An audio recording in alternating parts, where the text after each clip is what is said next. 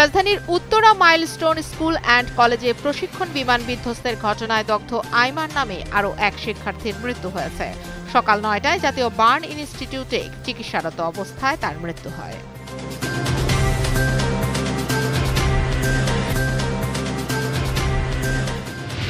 রাজধানীর উত্তরায় milestone school and কলেজে বিমান দুর্ঘটনায় দগ্ধ রোগীদের চিকিৎসা সহায়তা দিতে সকালে বার্ন ইনস্টিটিউটে এসেছেন চীনের ৫ সদস্যের চিকিৎসক দল।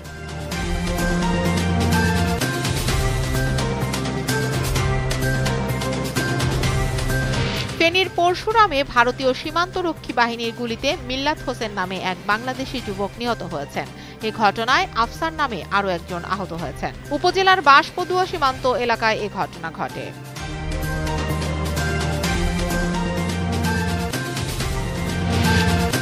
ইসরায়েলের হামলায় ফিলিস্তিনের অবরুদ্ধ গাজা ভূখণ্ডে আরও ৮৯ ফিলিস্তিনি নিহত হয়েছেন। একই সময় আহত হয়েছেন আরও ৪.৫ শতাধিক মানুষ। এক প্রতিবেদনে এই তথ্য জানিয়েছে বার্তা সংস্থা আনাদোলু।